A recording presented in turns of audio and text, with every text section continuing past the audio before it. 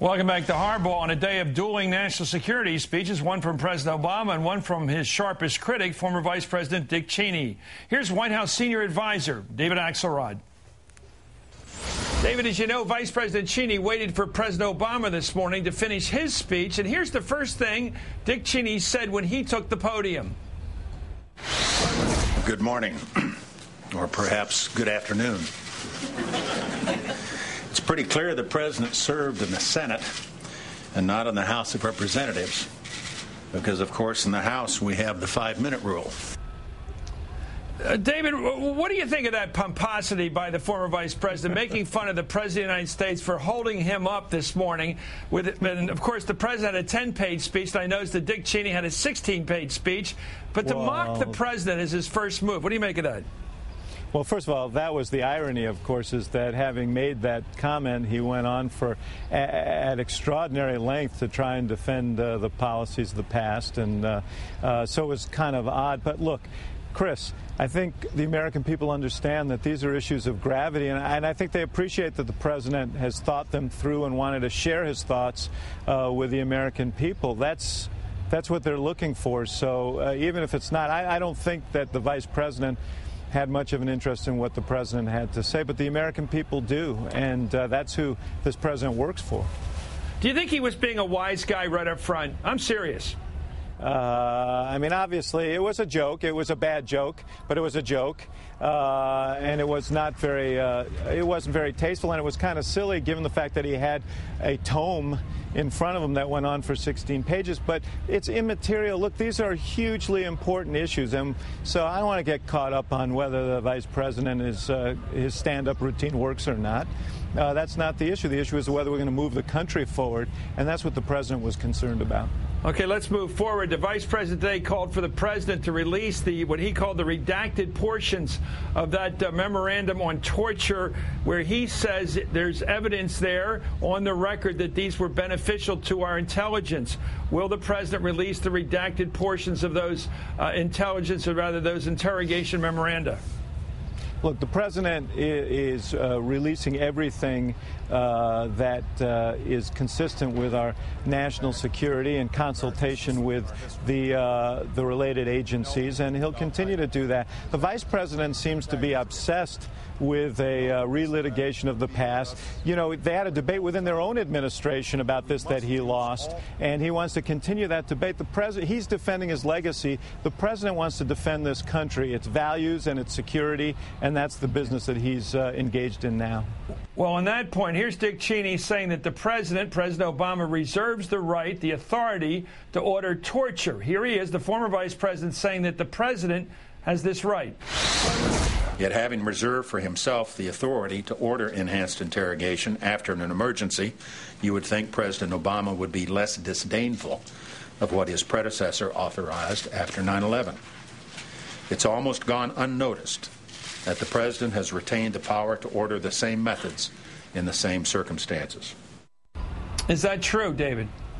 The President issued an executive order banning torture. As he said in his presentation, he doesn't believe that this is the most effective way to get the intelligence we need. He thinks it's inconsistent with our values and our interests, and ultimately makes us less safe. And that is his position.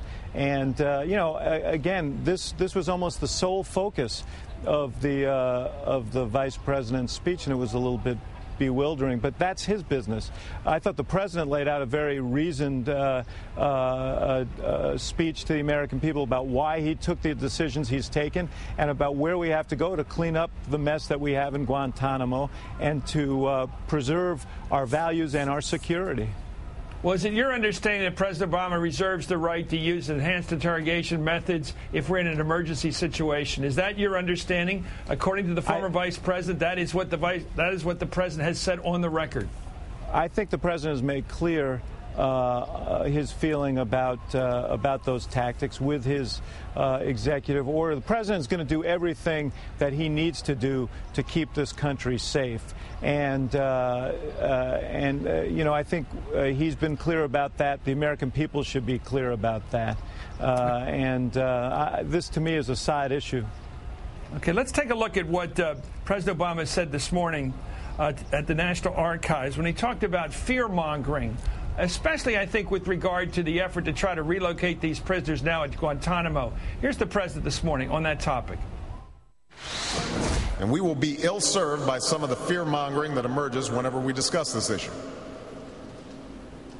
Listening to the recent debate, I've heard words that, frankly, are calculated to scare people rather than educate them. Words that have more to do with politics than protecting our country. Well, yesterday the U.S. Senate voted 90-6 against paying for the breaking down of Guantanamo. And, of course, these senators were scared to death they might have prisoners brought to their states. I guess that's the message here. The vice president played to that. He sang that song today as loud as he could, saying that there's a threat here that we will use taxpayer dollars to support those prisoners who are relocated in what he called the homeland. Is he contributing to that fear that we might have prisoners in these maximum security prisons somehow able to have 3 squares a day, barbells, and movies at taxpayers' expense? It seems like that's what he's playing to. Look, I think the politics of it are pretty clear, Chris. It's also true that if you try and convict terrorists, you're going to put them in prison.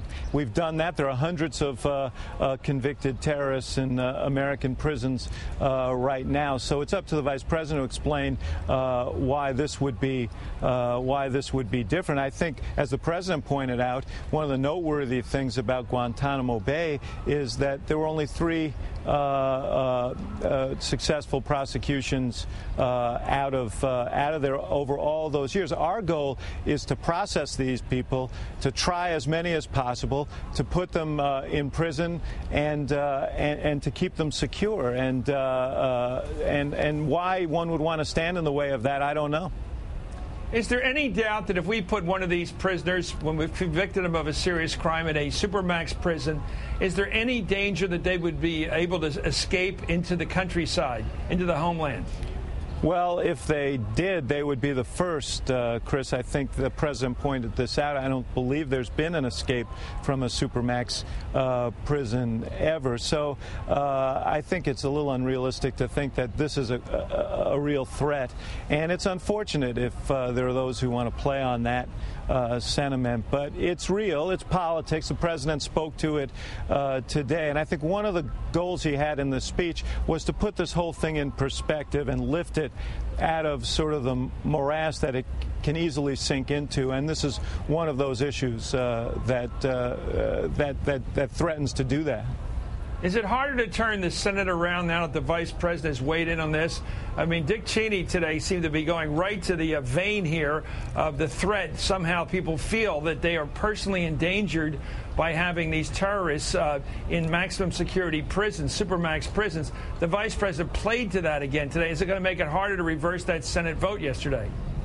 You know, I don't think too many people are marching behind Dick Cheney. I think Dick Cheney is a guy who's trying to defend his own legacy, the legacy of the past, rekindling debates that he lost even within his own administration. I don't think that's the issue. Look, I ultimately believe, and the president believes, in the American people and their good sense. What he did today was he did what he has done throughout his presidency and before, which is to talk to the American people sensibly, to talk to them as adults, to trust them with the truth. He's going to continue doing that, and I think the American people will respond to that. So we'll take our chances. There are those who may think they can manipulate the American people through fear and scare tactics. The president has a different view. That's the way he's always conducted himself. That's the way he's going to continue to conduct himself. Is Dick Cheney one of those? Well, I think you saw the speech, and you can draw your own conclusions, and it sounds like maybe you have. I don't think that was I think that was a divisive speech, and I think it was intended to be, and that's unfortunate. These are difficult issues. The president himself said that some of the decisions that were made after 9/11 were not the right decisions, but they were made under the pressure of a catastrophe and in an environment of fear. And so he wasn't relitigating that. The vice president seems to want to, and I don't know that profits the country. Thank you very much, David Axlegrease, Senior Advisor to President Obama. Thank you, sir. Good to be with you, Chris.